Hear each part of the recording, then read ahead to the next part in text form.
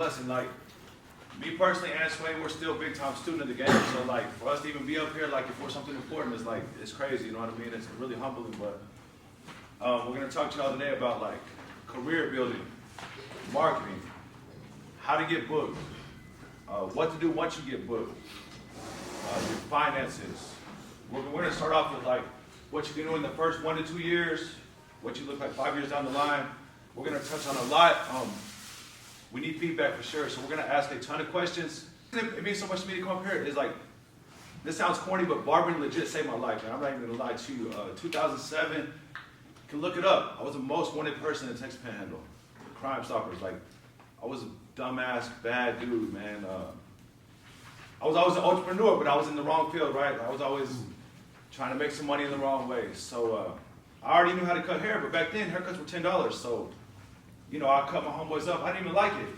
$10, we can't do nothing with $10. I went to the penitentiary, and honestly, I wasn't even that good at cutting hair, but you have no choice but to get good in there. You're gonna cut on a stool that don't spin, that don't pump up, no cape.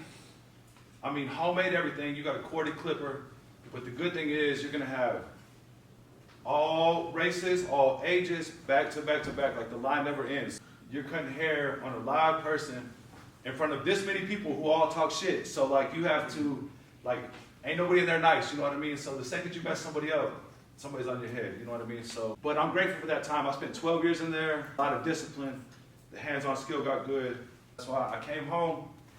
I first went to Cosmo School, that was all that was available. Then I took the crossover at Trends, and then I opened 4 Barber Supply. Within 3 years, all that. I ain't nobody special. I ain't no big influencer that's gonna tell you, show you all this stuff on Instagram, but I can show you what really worked. I just really worked hard, tunnel vision, I really put my mind to it, delayed gratification. Like, I didn't make money and go buy every pair of J's. I might buy some now, you know what I mean?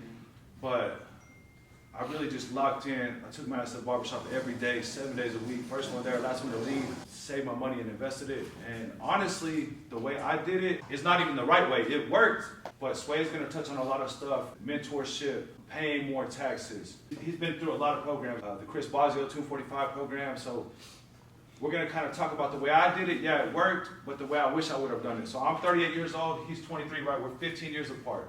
He's about to tell you about himself, but I'm gonna brag on him a little bit, man. When he almost went to work at Faded Skin. So we had a shop in Pampa. We were looking for someone else. So Fernando was coming in, and he knew him. He was like, hey, give him a call. He's about to work at Faded Skin, so we called him. He legit knew one person in Pampa, right? One person. But he was always the first one at work, stayed there all day. When he didn't have an appointment, he would walk around the shopping mall, give out cards. Someone tell him no. He said, hey, no means next opportunity. He'd go to the next person. And I'm proud of this dude, man. That's a 6-figure barber right there. I mean, how many 6-figure barbers do y'all know? Right? Y'all know a few, right? But not very many, right? 6 figures should be the goal. That's what every one of y'all should aspire to get. My name is Josue Rincon, and I come from a small town of Wheeler, Texas.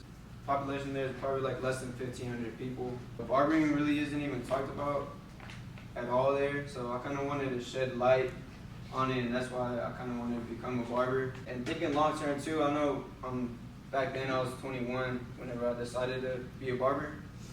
And one thing my coworkers or people would ask me is like, where do you want to be when you do have a family and when you do have kids?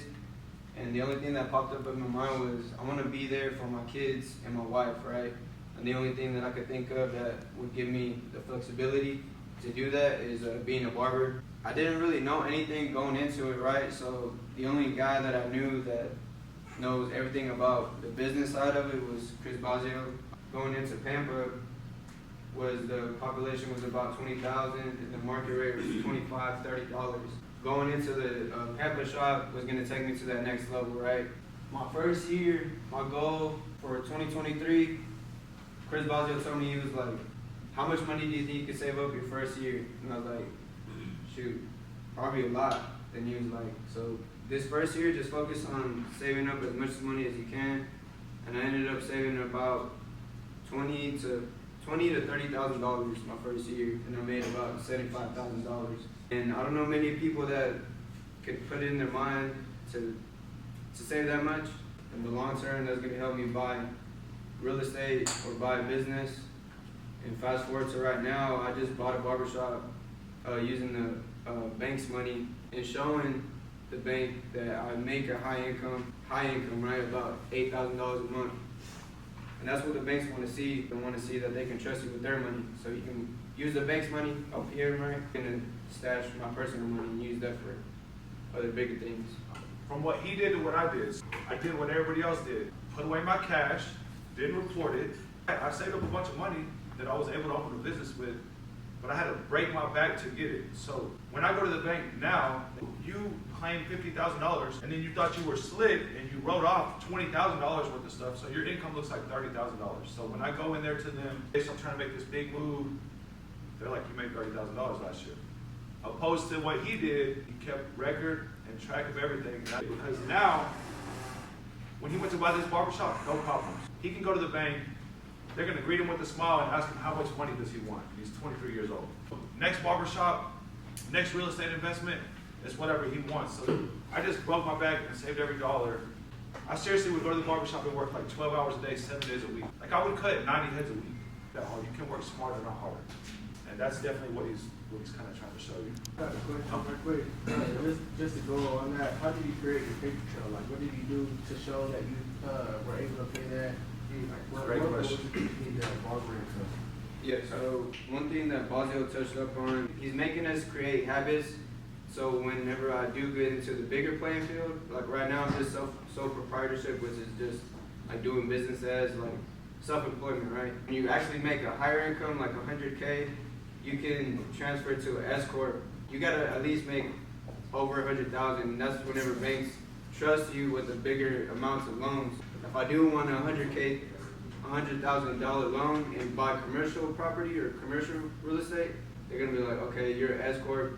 We know that we can trust you with these bigger loans, and open up a separate personal account and just treat it like a business account. Buy all your business expenses and your business income, like if you do take cash, any deposit you make from cutting hair into that checking account. Every month, by the end of each month, you're gonna get a statement. Not easy for just you, but for your accountant too. To manage all your finances, they're gonna be like, hey, you gotta organize, and it makes my life easier too. And it just makes the process so much easier. Before you can get to finances and this thing, you gotta learn how to make the money first. Knowing your roadmap. So, right now, who's halfway done with barber school? So, what have you done to seek employment? Like, have you talked to barbershops? Are you already booking and retaining clients? Who has business cards? One. That way, you need to start marketing yourself and putting yourself out. Like everything starts now. Like don't discount yourself and think, oh, I'm in school. Blah. So like, there's a bunch of y'all that are super advanced. Like how many people already know how to cook good? No one wants to. Kevin don't want to raise his hand. Josh don't want to raise his hand. Nico, all y'all know how to cook. Y'all don't raise his hand. A bunch of y'all know how to cook, right? A bunch of y'all already know how to make money. But a whole bunch of people get a hold of this information, and probably like 1 out of 20 really do it. Most people end up cutting money, making some cash. Oh, it's something going down tonight. They go get a fit, some J's. They go out. They make $500 a day, and they probably have $50 left by the time they bought whatever they wanted to buy and went out. And then it's just a rat race. You're just in the same circle again. So that behavior was like when I thought I was a dope boy or whatever. That's how I used to act. You know what I mean? But when I grew up and I realized like that shit don't get you nowhere, I finally sat down and like realized like that you have to have like a plan, a roadmap for sure, self-awareness for sure, assessment, your values, your morals, like everything needs to be in place. But like, how long do you think it takes to change your whole life? Like how long in the calendar? How long on the calendar? Yeah. A year. You can do it fast, but I think in 1 year, out of barber school, you could change your whole life.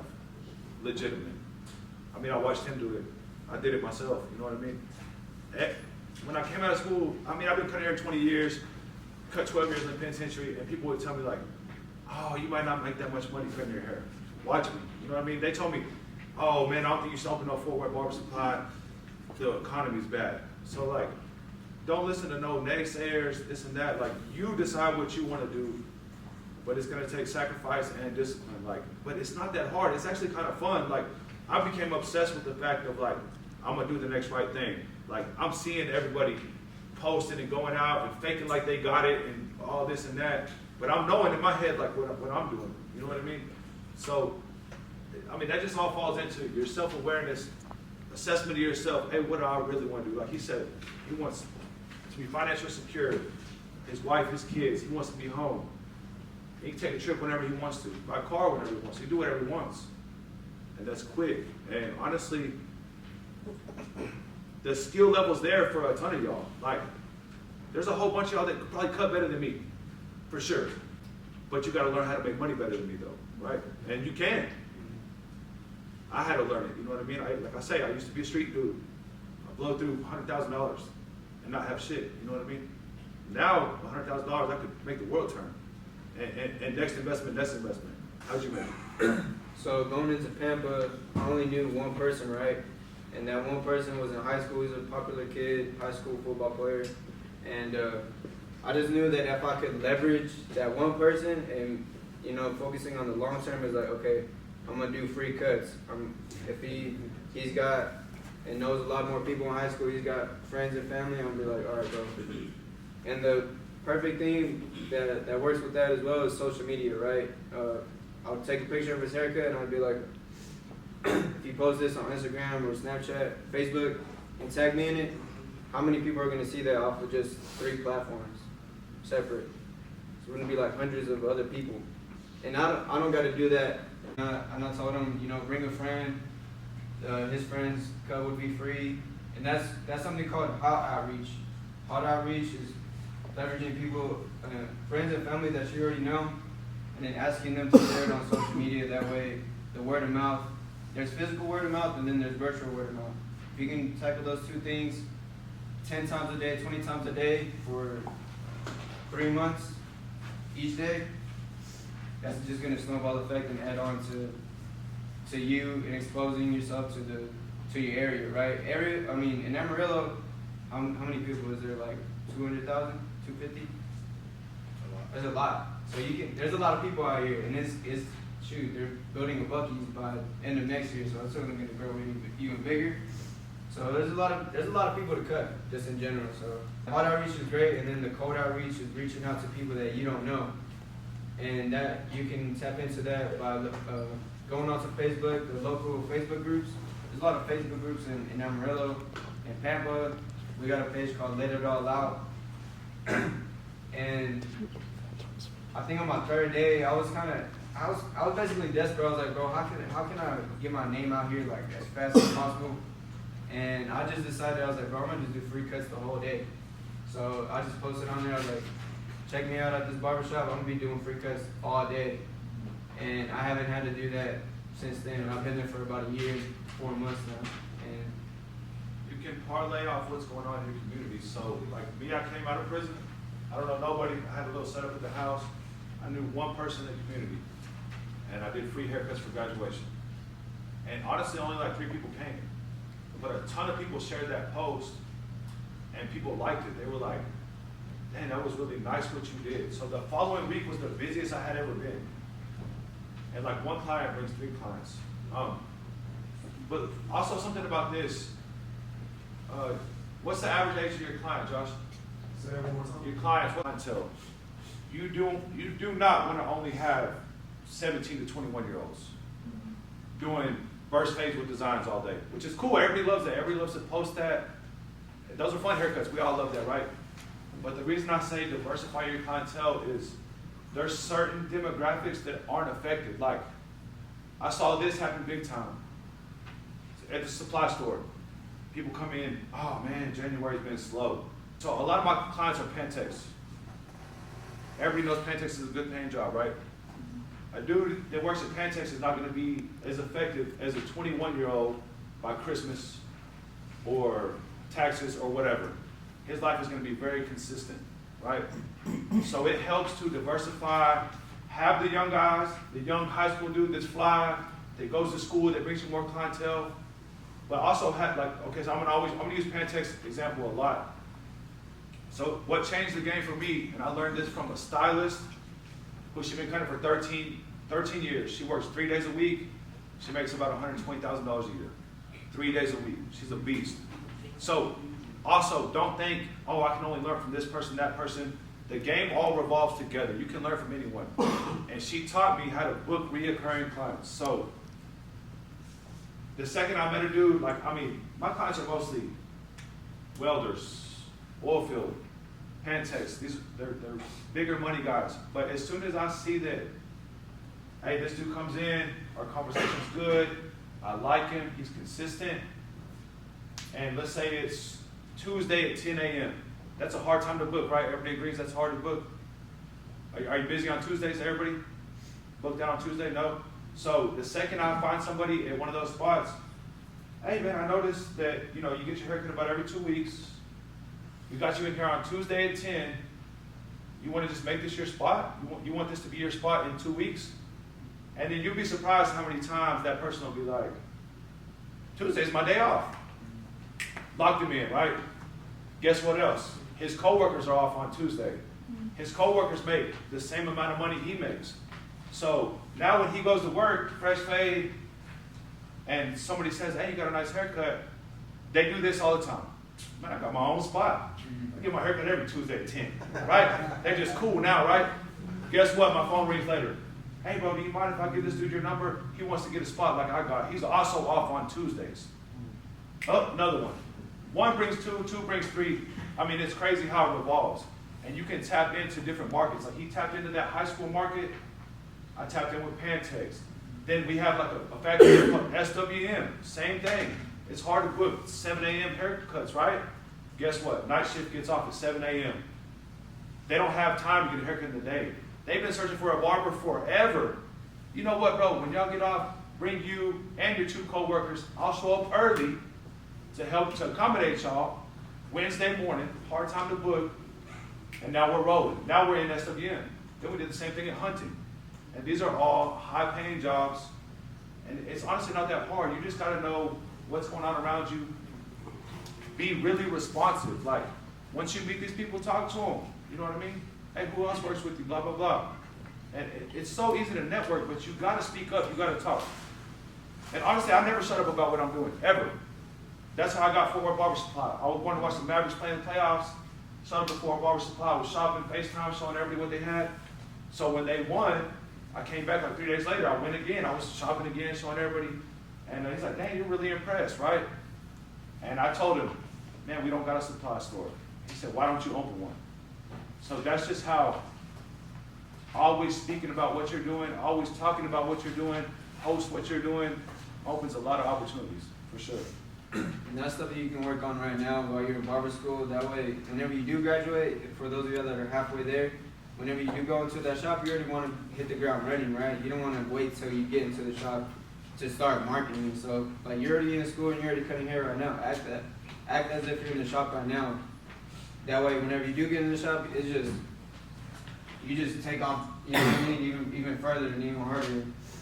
That's something that you can work on right now. You know, tap into the people that you already know, tap into the local Facebook groups, tap into those jobs. You know, you got Pantex, you got Tyson, you got, what else is there? JPS. There's a lot of jobs out here. Amazon. You got Amazon out here. Find out their shifts. Find out when they get off work. That information is happening. You know what I mean? And even to go further, like me, hey, since you missed, let's see what we can do to get you back in. Like, do I need to stay a little late? It didn't really hurt me that bad to stay late. That's more money I put in my pocket. And that dude's gonna always remember that. One of the biggest things that ever happened to me, one of my bi-weekly appointments, had a big guy call me. Man, I need a haircut. I got a job interview tomorrow. Rob went up there and cut his hair at night. He told every single person that he got that job because of me. He got that job on his own. You know what I mean? But in his mind, that haircut helped him get that job. So being personable, being relatable, all that. Because some of that social media stuff will make you think, like, man, pump you up and like being good things always come to you, and treating people good, that never fails, man, in the end. And I think that carries a lot farther than, oh, I got paid for a no-show. You just look like an asshole, really, to me. You might have stuck to your guns, but that dude, just like someone will go talk and say something good, he's gonna go talk and say something bad.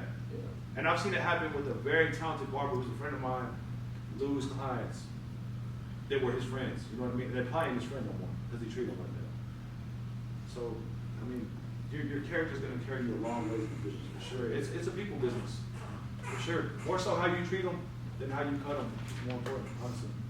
And then being able to like educate your clients on how to style their hair, how their hair growth pattern works.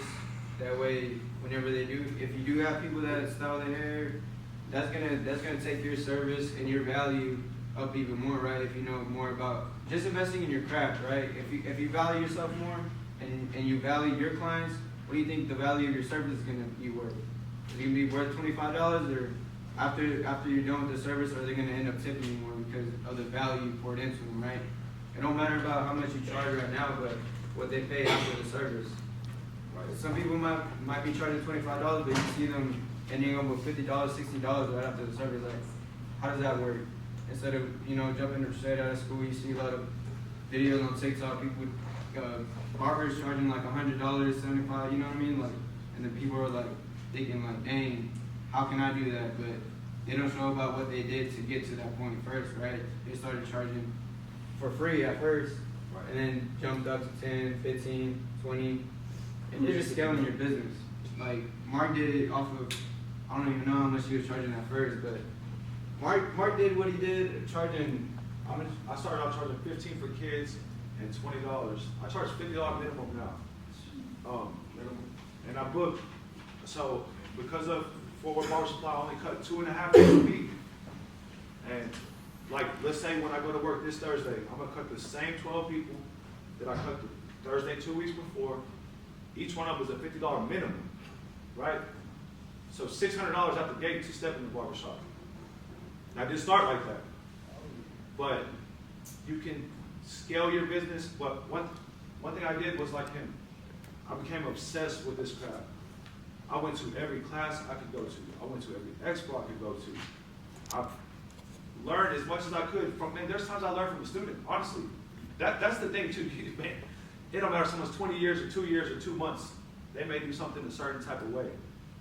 But I just became a student of the game. I learned everything I possibly could.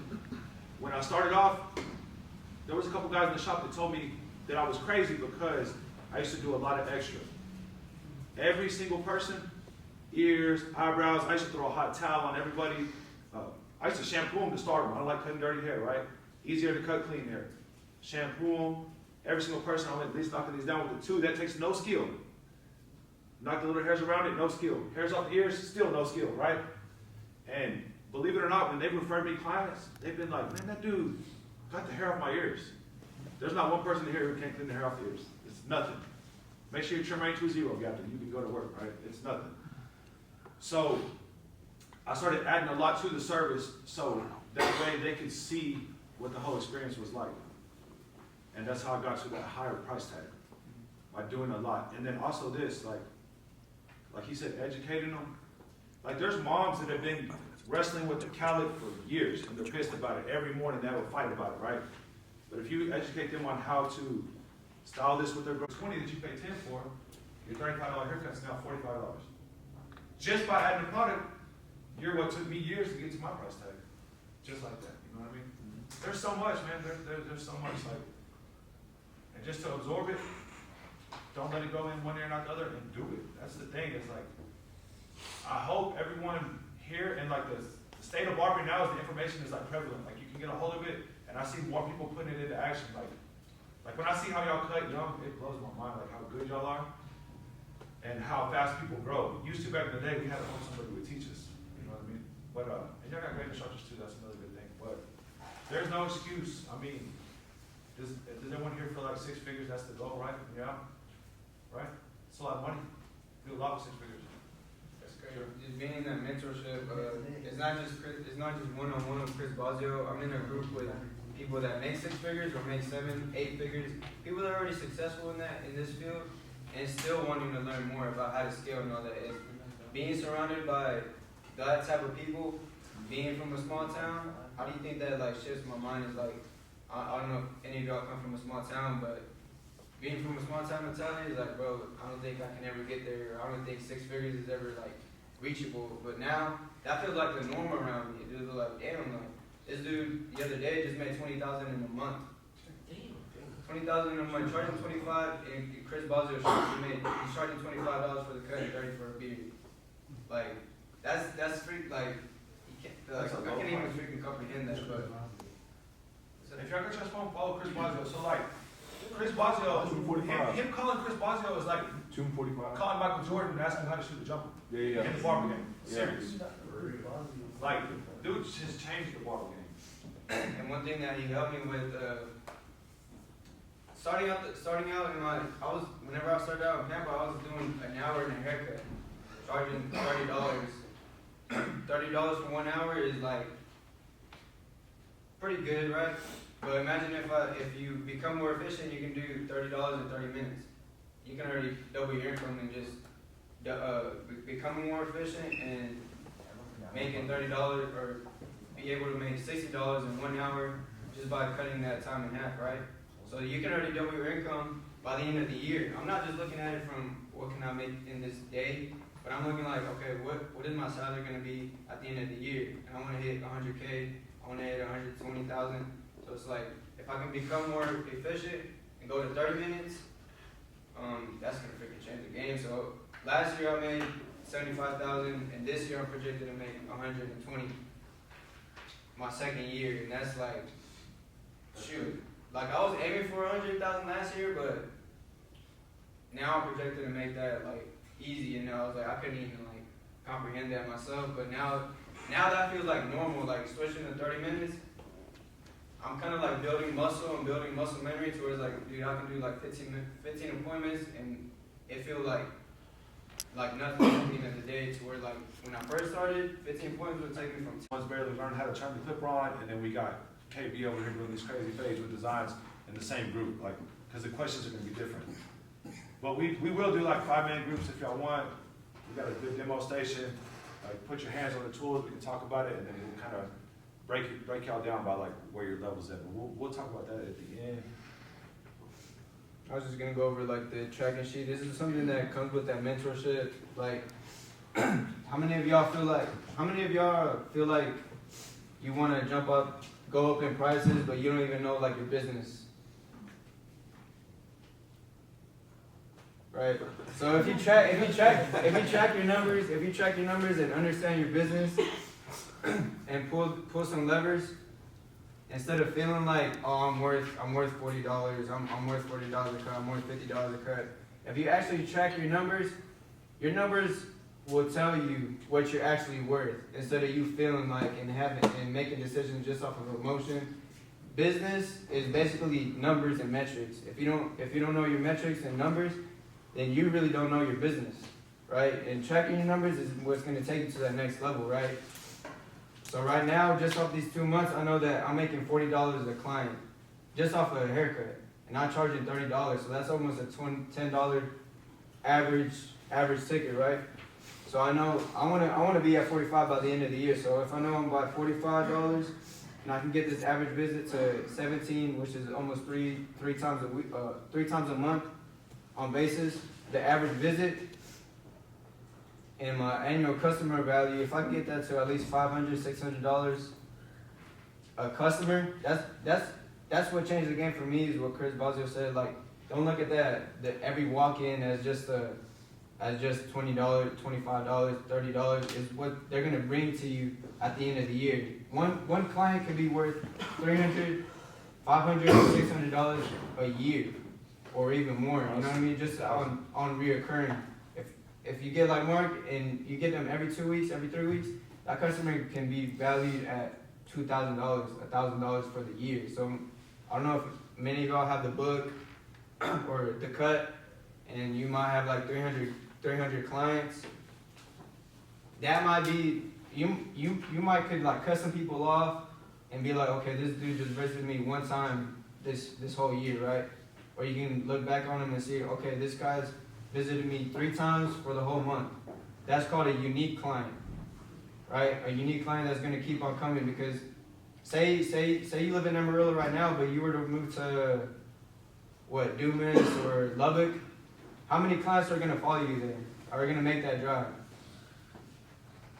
Is that same 300 clients going to follow you to Lubbock, or like 50, 20, 10 clients? that's called a unique client.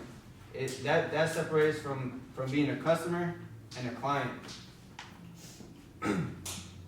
And that to me is like just knowing your numbers. You can do that just by writing it down in your notebook too. You don't gotta, just being part of the mentorship, this changed the game for me to where I'm tracking my numbers and I know what I'm projected to make and what I'm making right now. I just made $7,300 this month. And I was off for about like a week as well due to these fires. Believe it or not, the bank will actually take paper tracking. Not all of them, but if you actually go in there and show appointment book, detailed, this is when this person came in, this is what they paid, that's a start to tracking. Now with technology now, that's just so much easier. You know what I mean? I mean, any type of, if you're taking payments through Square, the cut tracks everything for you. Y'all have a booking app? Anybody? Yeah? Booking app? So, I mean, man, I could look at mine right now, it breaks down everything, monthly, yearly. Honestly, invest in, like, Booksy, the cut, the popular ones, but they all kind of do the same thing, or like, even further, like a program with the mentorship is even better. But start tracking, like I promise you, it's gonna pay off. It's kind of a pain in the butt, it seems like, but once you do it, it's just second nature. And when it comes time to pay the tax man, you're gonna wanna have that tracking, for sure. Like I'm telling you from somebody who did it wrong. Went to the tax, we'll have an accountant now, whatever, with the business. But when I got the numbers back, I was like, oh my God. Like, you said, oh what? Damn, I wish I would have thought about that. But it's you want to get a hold of that. So let's say you're a student and you have 10 clients, right?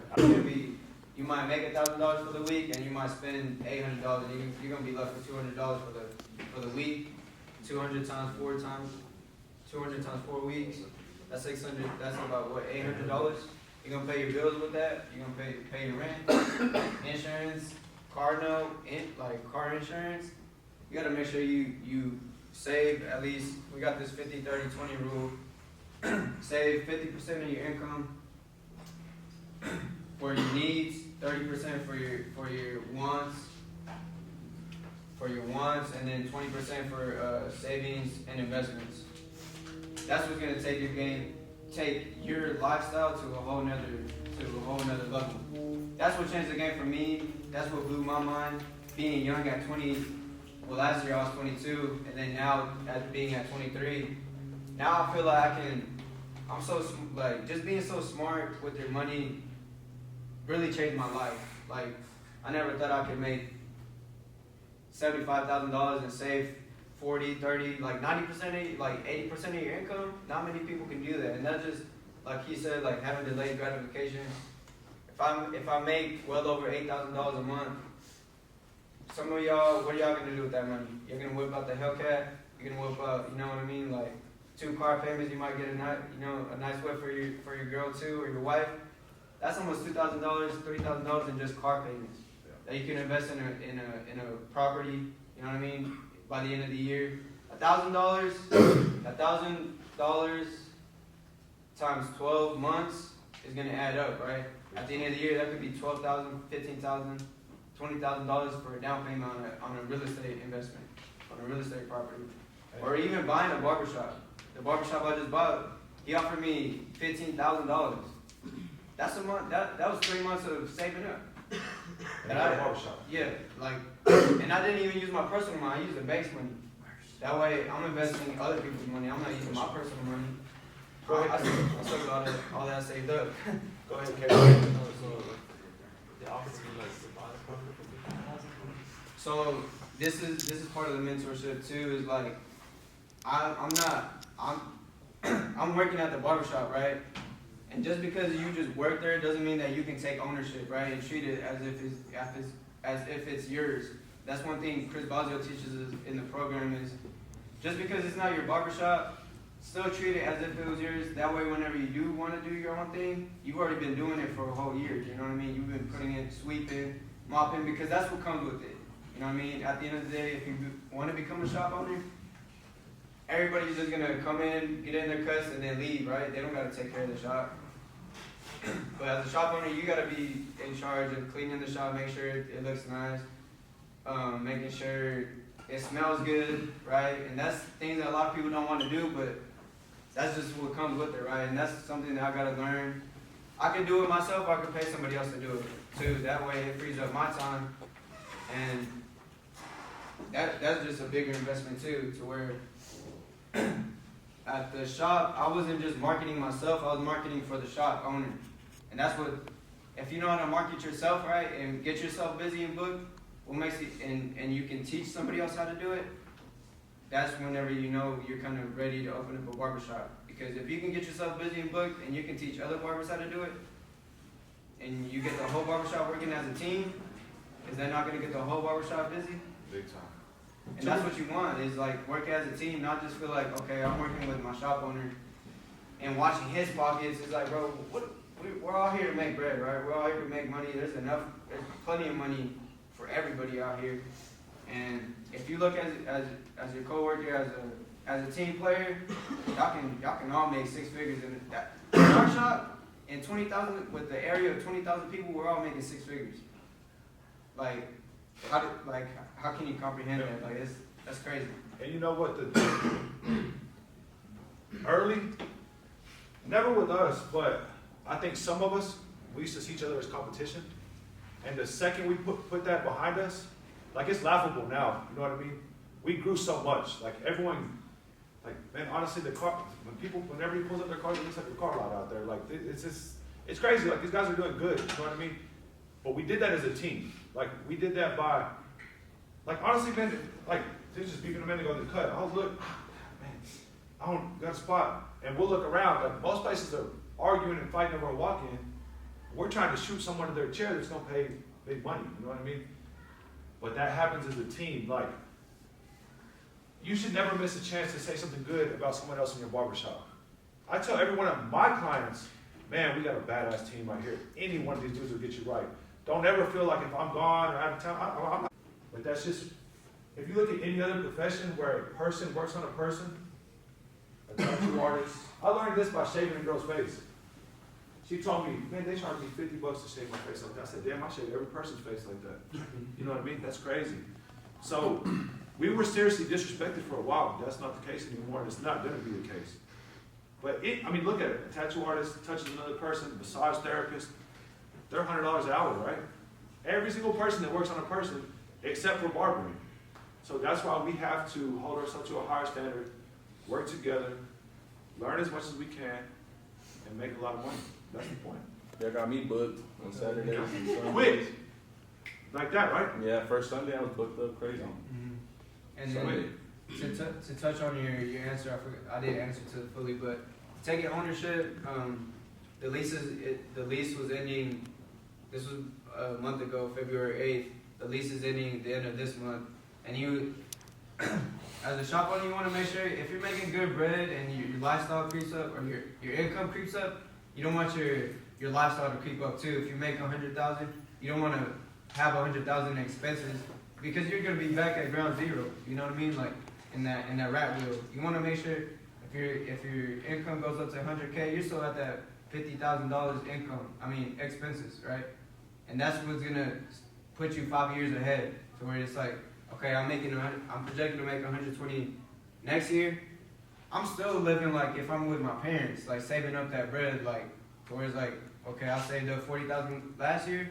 I'm just gonna save up next year for shoot. Like that just blows my mind. And he offered it to me, everything that was inside the building because he saw me as the right person for the right opportunity, right? He wasn't just gonna hand it off and quit and let it go. He's like, man, Osue's been taking ownership. He's been marketing for the shop. He's been cleaning when I ask him to. He's been staying late, coming in early because he wants to and because he wants to do that.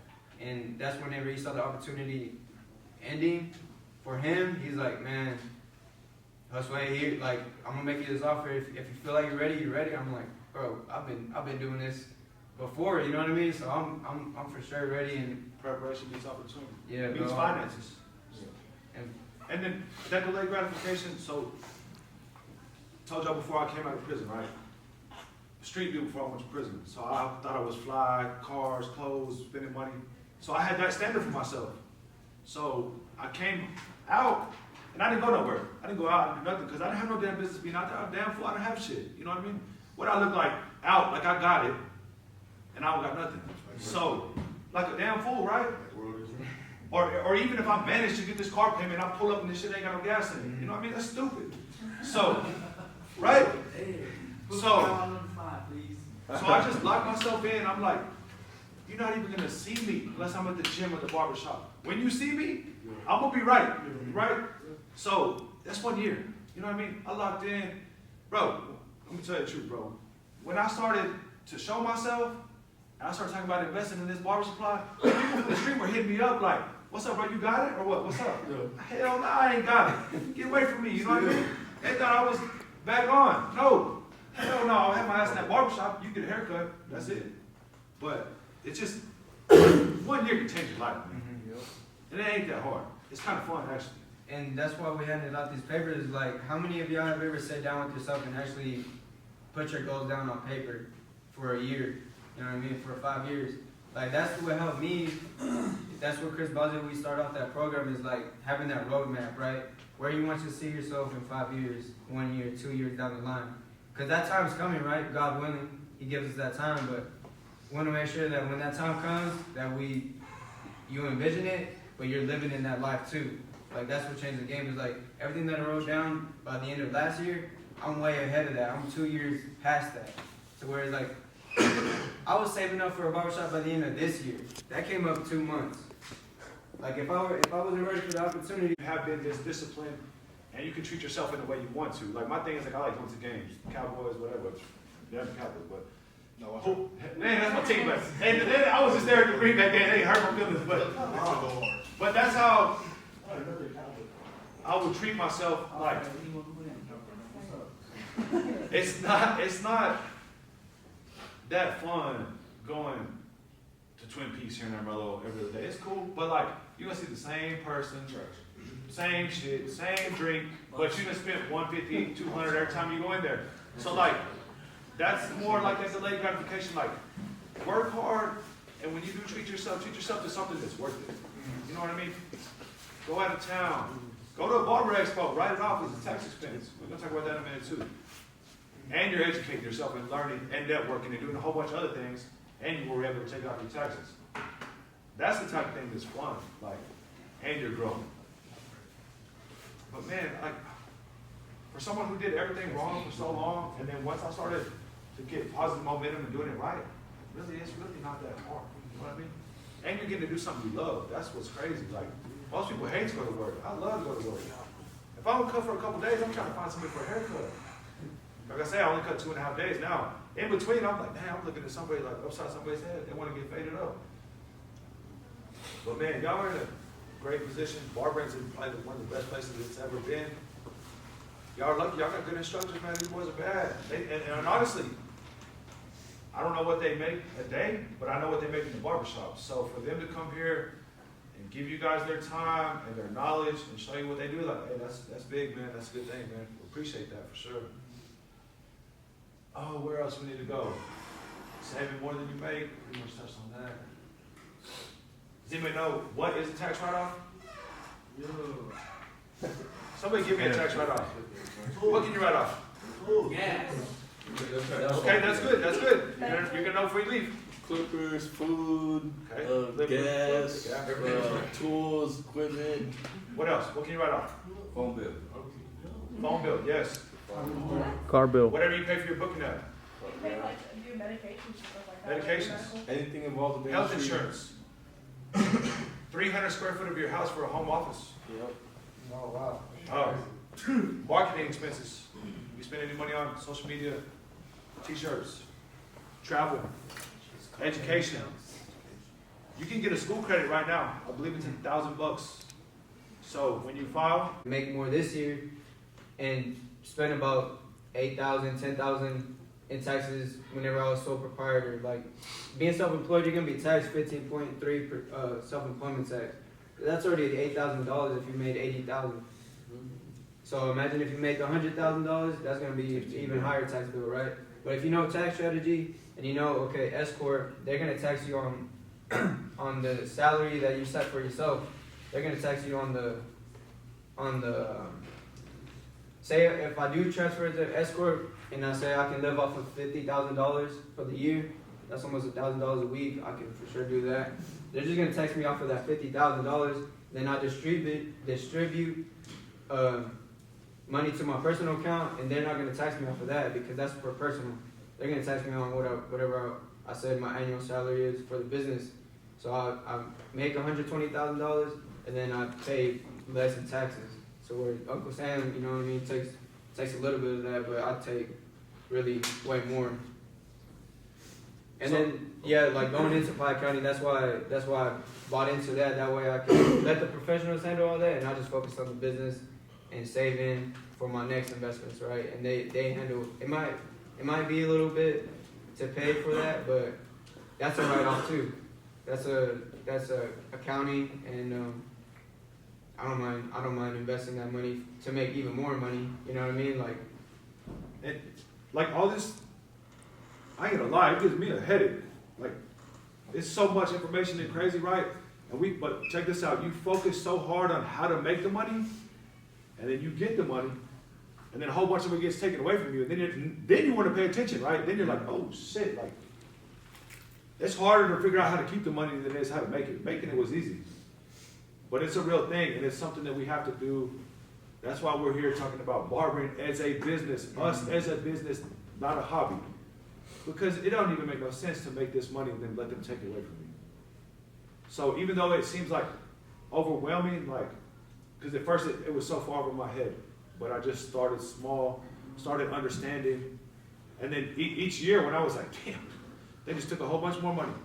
Then you start paying attention a little more, you know what I mean? When you start learning $2,000, $3,000 mistakes, then you're like, okay, now I want to pay attention, you know what I mean? So for y'all to get a hold of this early is great, but it's not easy, you know what I mean? And there's a lot that we don't understand, but the easiest, basic part of it that's going to help you is your record keeping, understanding what a write-off is and what can be wrote off, keeping the receipts and stuff like that, because the really complicated parts that he's talking about, like LLC and S Corp, and does anyone even know what that means, and blah, blah, blah, the professionals will take care of that for you.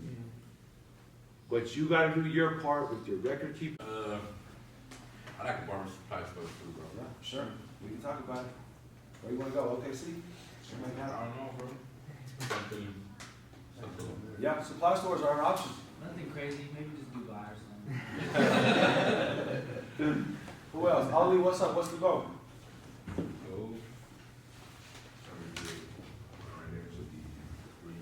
Financially free. How much you need? I don't know. Gotta figure it out. You get it on paper. Right. I'm saying, so we know we want to be financially free, but we don't know what it takes to get there. So it's not hard to find out. Put on paper what are your expenses right now? Your car, your phone, your rent. First thing first, we need to find those out. We need to find out how much extra money you need to have to be free. This stuff's not hard. You know what I mean? But it needs to be done now. You know what I mean? Like, from somebody who wasted, well, I spent 12 years and 3 months in prison. Wasted time. There's no need to waste time as a free man. You know what I mean? You have time to make changes now. I don't want to be up here sound like a motivational speaker, but honestly, I mean, that's what you need to do, for sure. What's the goal, KB? Open a school. Open a school, for sure. That's awesome. Education's big, for sure. What about you, bro? What's the goal? My goal for now is just set a foundation in the barber industry. Yeah, for sure. I want to branch off and try to buy a semi with my barber money. Hell yeah. And for now, that's it. Yeah. How much you need to get the semi? About 50,000. About 50,000. So if you're saving 20,000, but you can honestly save more. We can get you to earning 100,000. You can live off 50,000. 1 year, you can have the 50,000 for a semi. And still spend $1,000 a week. If you build credit and bankability, if you learn how to build credit, you use the bank's money instead of your own personal money. Right. And that way, like, you'll be able to get that loan straight out the bat. Like nothing, really, honestly. As long as you can track your income and show what you've made and show that to the bank. So I assume you have a bank account. I would go there tomorrow and tell them, hey, I'm in barber school, but I do have dreams of owning a semi, that's what they're there for, and nobody utilizes them. And you tell them, what can I do to get to this goal? Oh, come right in, you want some coffee? They're gonna talk to you about your goal and what you need to do to get there. And believe it or not, like that, they're professionals at that. They're gonna say, we need to see you making this much money, we need to do this, and you're gonna do all that through them, the people who are gonna hand you that money to do that. And that's crazy, bro. That's crazy. I learned this late, you know what I mean? I broke my back to open that barber supply store, and if I would have known and been smart like him, I have 10 stores right now. But hey, you know, it's on the way. What was the question, Kevin? How much would you say, how much would you say, How much to open school? no, open this business in a shop or like y'all, you know, Like a store like mine, or like a what was y'all journey, like how much was y'all paying or? So we were the first person to franchise Forward Barber Supply. So we sat down with them, they're a tech professional, and we thought that we were free and clear at $75,000 to open the store. We learned, we spent double that to open the store. And $150,000 off them clippers is a lot of money, bro. You know what I mean? From doing it the wrong way. Killed myself to make that happen. As far as the barber shop, I mean, you know, he's going to spend $15,000 to take over one that's furnished and stations, mirrors, branding, signage. I would say that's a minimum.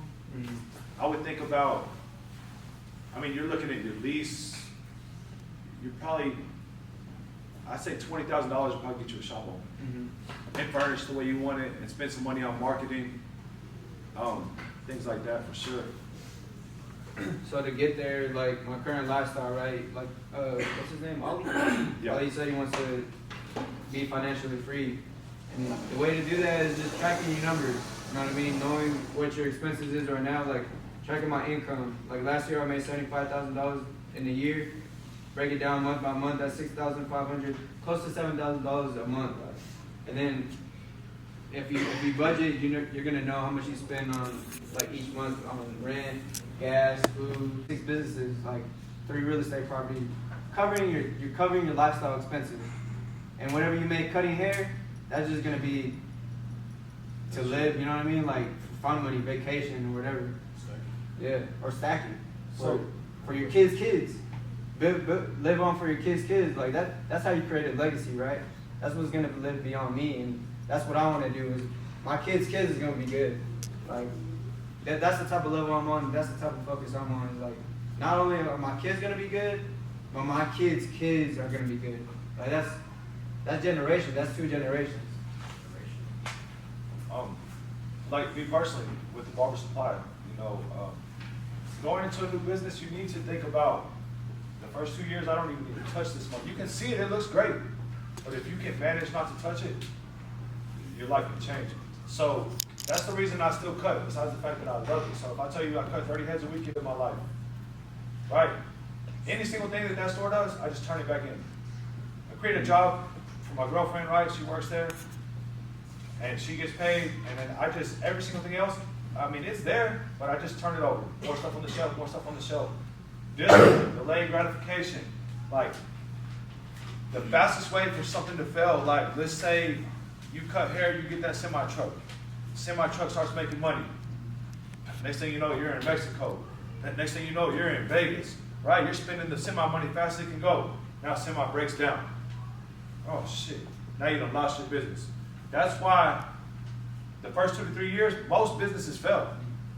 Because people don't have the discipline, the delayed gratification, the planning, the putting these things on paper to know what money goes here, how much was put aside for if something were to break down, or insurance, or whatever. And it sounds like a lot, but it's not that hard. You're looking at 2 examples that did it from Pampa, Texas. You know what I mean? I'm not from Pampa, he's not from Pampa. We went there and did it in a little town. So in a city like this that's growing, man, you got the world at your fingertips. You know what I mean? Like, you can do any single thing you want. It just takes a little sacrifice. And at least you have a job that's fun to go to do it. You're not breaking, I mean, it's work, but That's fun. And all that comes with understanding your business right now.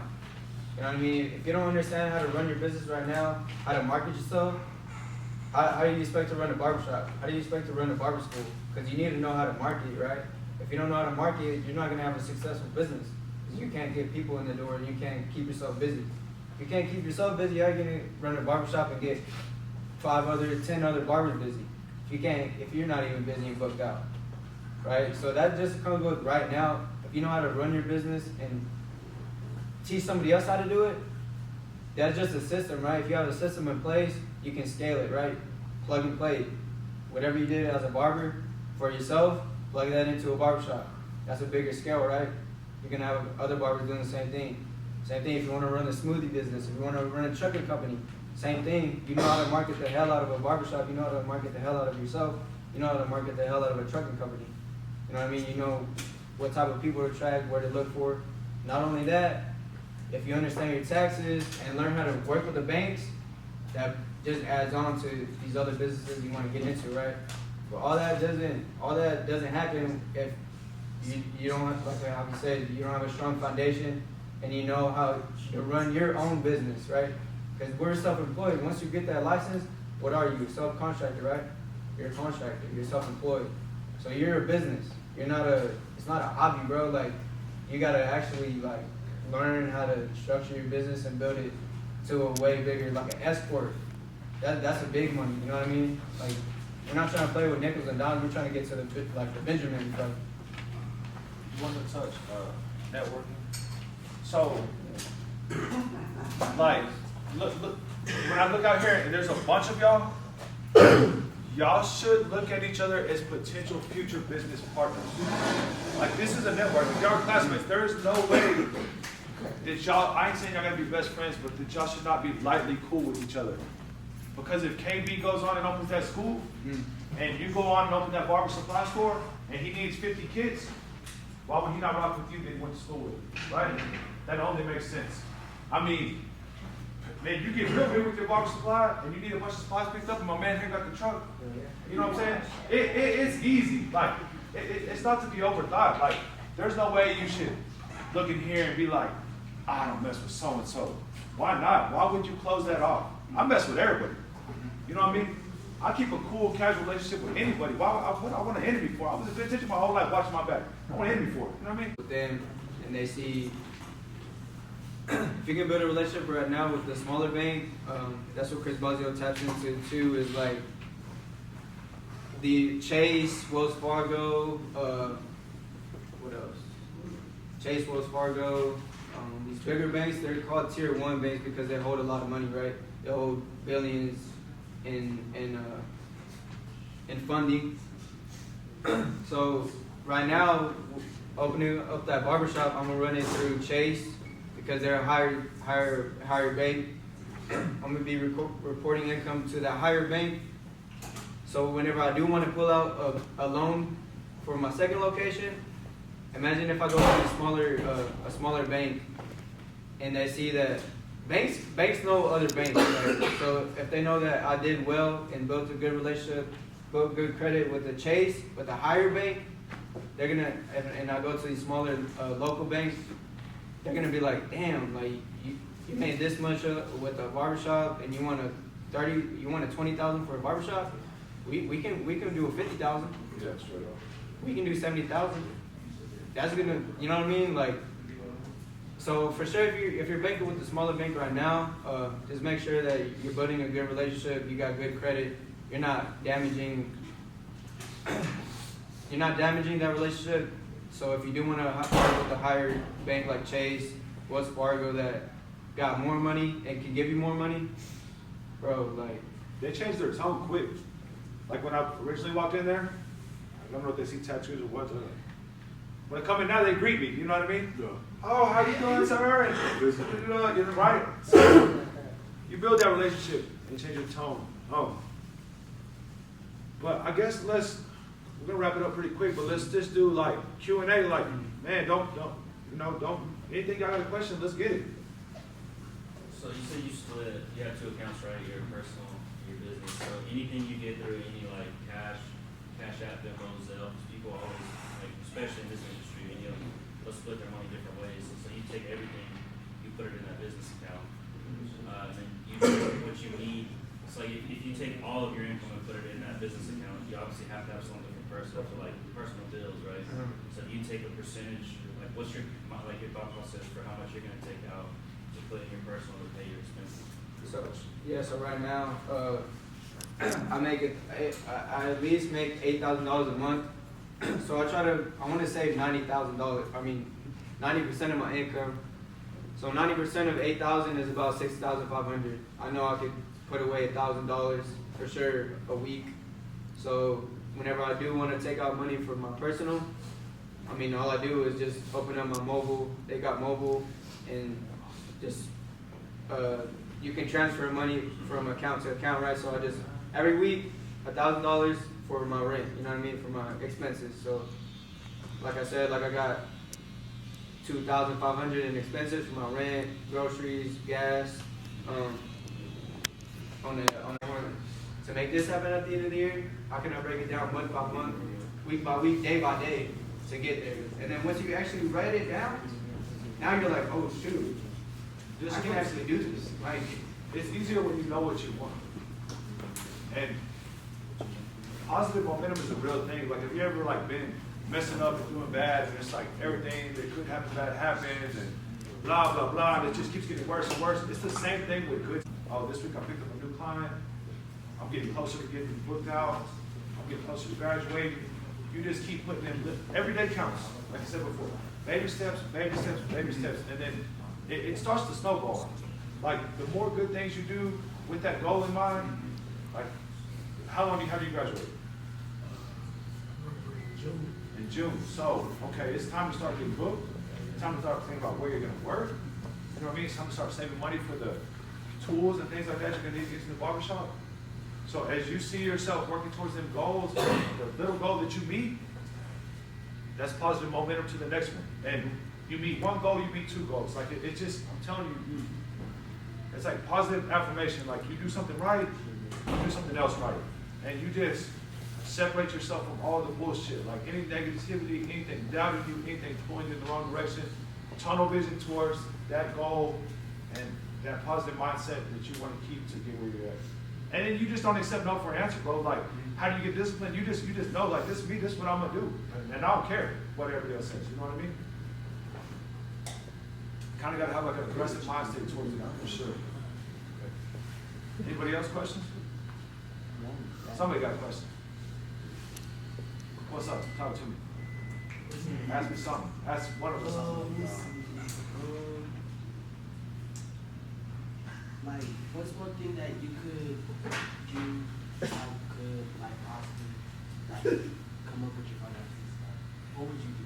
The fastest way? Yeah. I show up first thing first. I cut anyone's hair who will let me. If no one's there, I'll cut somebody's hair for free because that's marketing.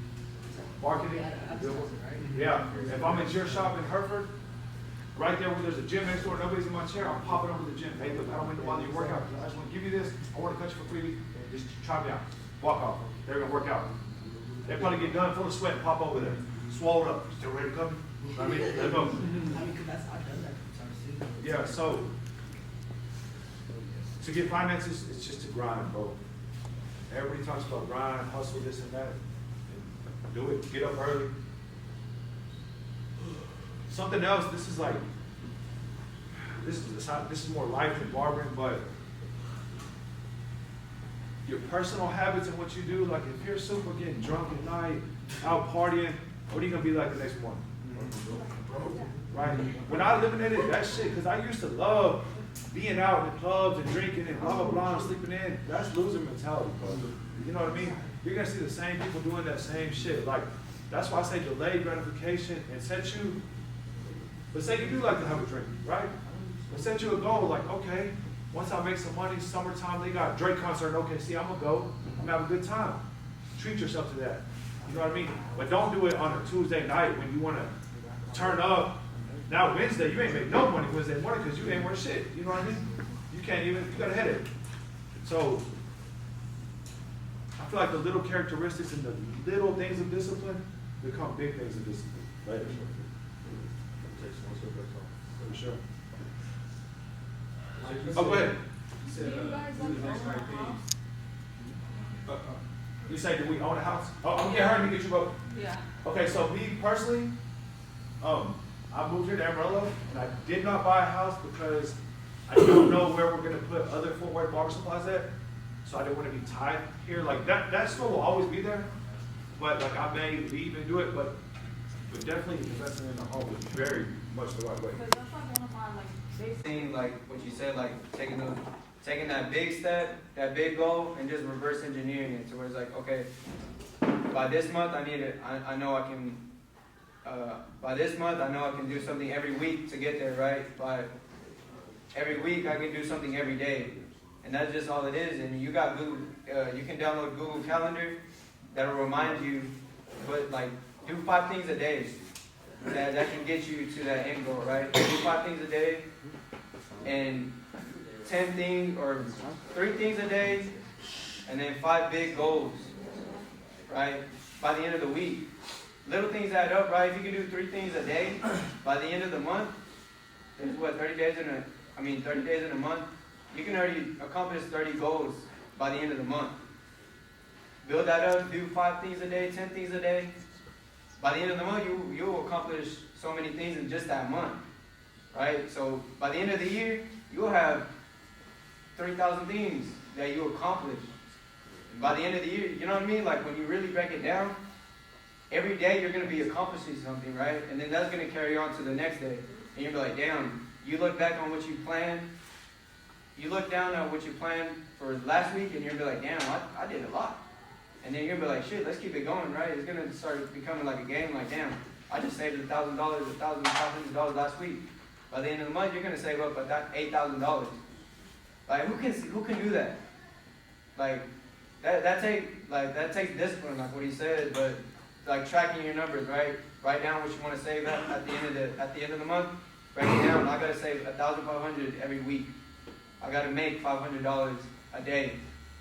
You know what I mean? And then hit that number. You know what I mean? It's like, damn, I can't leave. That's what I did. Is like I can't leave the shop until I make $2,000 at the end of the week. I can't leave. I'm gonna stay late. Like this last Saturday, me and Merz, we stayed from 8 to 8. I ended up cutting like 18 heads. I was trying to hit 30, but nobody else wanted to pull up at the shop, bro. I was like, I'm trying to hit 30 cuts. Like I would have stayed till 10 p.m., but because I wanted to hit $2,000 before that week, I ended up making $1,500. But I was like, bro, I don't like missing those goals. You know what I mean? Towards like by next week. Well, last week we had those fires. You know what I mean?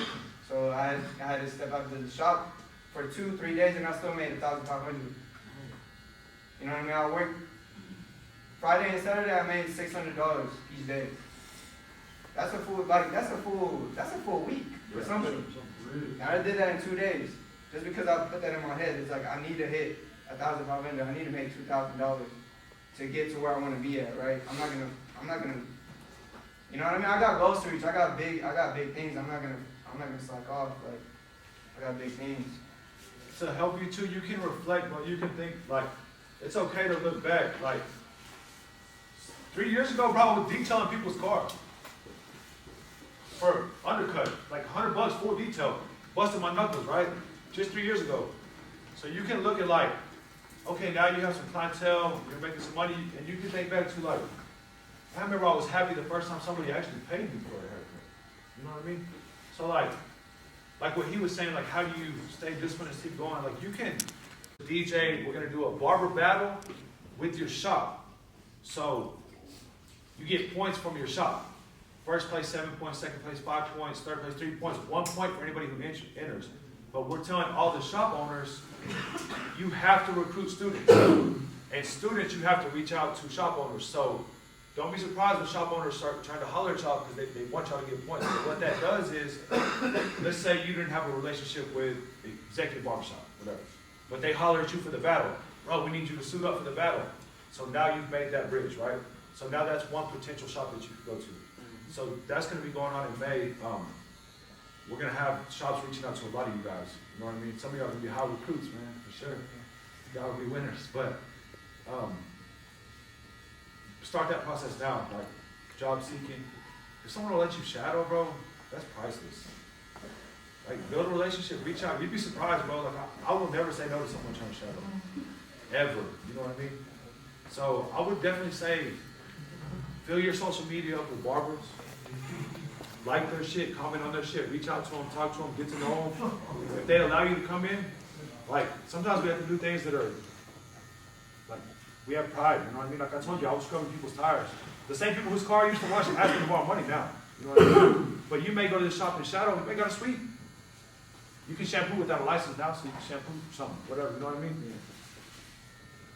That's awesome that you get to come in there. That's really priceless, bro, because you're learning game, you know what I mean? And I would definitely start that now. Anyone that's in the game, get around them, for sure. And start building relationships, for sure, for sure.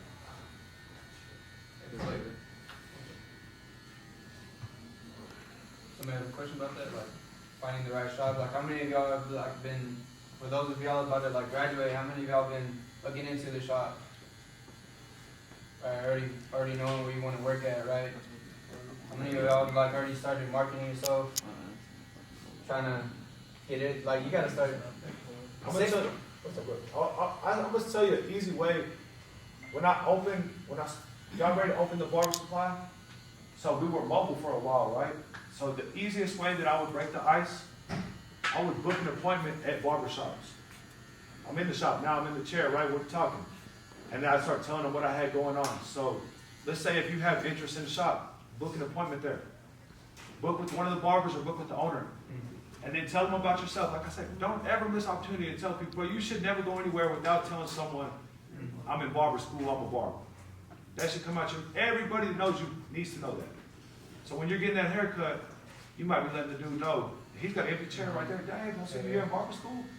You'd be surprised how helpful and willing to help other barbers people are. And even if you ain't up to par on the cut, that dude might be like, well, look, bro, we got a spot. We'd like to get you ready. You know what I mean? You'd be so surprised, bro. I do that. I book cuts at different places, tell them you're in school. Me. When I cut hair, my barber, my best friend, he goes over there and fixes it for me. That shows me where I'm messing up at. Perfect. Keep him. Yeah. Good dude. For sure. What else, man? We'll I mean, we'll set that up in the future, you know what I mean? But like, let's say we do get a group of 5, we'll use one of y'all as a model. We'll let everybody put their hands on tools, make sure you get a fresh haircut, go over stuff y'all don't know. Like I said, y'all got great instructors, man. Sometimes you want to see it a different way, and you know, you pick it up, but y'all are blessed with these guys here, for sure. Y'all get both of y'all business cards? Yeah, for sure. For sure, for sure. That's my IG handle too. If y'all ever want to follow me, shoot me a message. If y'all got questions about that mentorship, Yeah, I definitely. could share. I could give y'all free game, bro. Like I'm an open book. I'm down to. If you got a message, if you want to learn something or learn more about that mentorship, we can get to talking and get you set up. This dude has a direct line to Chris Blasio. Like I said a minute ago, that's like Jordan teaching you how to shoot a jumper. Like, it's that serious. Like, this is the baddest dude in the game. FaceTimes him weekly. You know what I mean? He did our opening at the store. That dude is way up here, and he's been like nothing but helpful for me myself, especially for him. So I mean, y'all follow Sway, man. He can call this dude, ask him anything. I'm sure most of y'all got the FWBS Amarillo on there. If we're there for anything, you can call, message us anytime. You can come up and try stuff anytime. You can bring a bottle, use our demo station. We're here for the barber community, you know, and we want to see everybody grow. We grow when y'all grow, so I mean, it's nothing, man. Let's do it. These guys know how to get booked. They got me booked every Saturday. And I don't promote myself, they promote for me. Yep. And I help them, don't get me wrong, but they do a lot of work for me, and that's why I show up and show out for y'all. For sure, we appreciate it too. And big though. He eats all the walk-in, bro. We can't get to everybody. We stayed till 8 p.m. or 6 p.m. 7 p.m. last night. Saturday, man. Trying to get everybody We're gonna get next time. Yeah. For real. It's eye-opening, right? It's eye-opening, bro. Like that's why I joined the mentorship. Is like, bro, all I knew going into barbering was like I wanted flexibility for my family, right? I joined that mentorship, and he was like, gave me the blueprints where like, damn, you want to do that? Here it is. And I was like, shit, like I can do this in 1 year. I can do this in 2 years. Why am I not gonna take this serious? I told that to my girl. Like, if you have a girlfriend or a boyfriend, like they're not gonna see your vision, right? And they're not gonna understand how you grind or the work you put in because you're self-employed, right? Everything is on you. You know what I mean? You gotta market yourself. You gotta get yourself busy. You gotta make your money and put yourself in position to retire. You know what I mean? Make investments. My girl don't understand that, but now I show her the numbers, and I'm like, this is where we can be at 5 years. She's like, oh shoot, like, and I was like, yeah, and we can build out the house you want. You know what I mean? We can literally build and buy the house that we want. And I was like, why don't you want to sacrifice 1 to 2 years to be where we want to be at? You know what I mean? In 5 years, if you want to have a family, get married, and have kids. I mean, and some of them don't even cut that good, to tell you the truth. But so a lot of them do. But this organic, like, it shows you from the start. Nothing. You know what I mean? So now, Before I got my barber license, I was talking about Q&A. 3 of my friends asked me Q&As, like where I want to be at, where I want my shop to be at, and I was already like thinking it in my head. I was like, damn, that was before I got my license, and now I'm about to do a video a year later, and I just opened up my first barber shop. They're gonna be like, shit. inspiration. Yeah. So, and then that, like, coming from a small town, 1,500, barbering isn't even talked about. Now I'm about to open up a badass studio 2 years from now, where I can show kids from that small town, like, you can do it too. Like, there's bigger things out in this world. I'm about to go to CT. I'm about to go to Florida. You know what I mean? This is where barbering is taking me. I'm not just gonna stay in Wheeler and be comfortable. I'm about to, you know what I mean? Like, travel the world. Like, there's a world out there. Like, For sure. I'm not gonna be trapped. Like, There's a lot of young entrepreneurs out there. For the older guys, Small-minded people. don't be a closed mindset because Sway's younger. I learned a lot from him. He's way younger than me. I learned a lot of guys that are young and young entrepreneurs that I can learn from, and Sway's for sure one of them. Yeah, for sure. Don't ever close somebody off because of their age. Like I said, I'm 15 years older than him. He went to a DFS formula class. I've been cutting for a long time. This dude came back, and we were at the shop. I'm right here. He's messing with the mannequin. I'm watching him. You know what I mean? And I use what he taught me. That's crazy because I brought him to the shop, and then he taught me something. You know what I mean? Like, it's just a circle. Like, you can learn from anybody, man. Like, don't ever think nobody's the best, nobody's the GOAT. Everybody does their thing different ways, and you learn. And when you go to these events and you see these big-time people, they're still students. And that's beautiful, you know what I mean? That's what I love about this game, for sure. Appreciate y'all.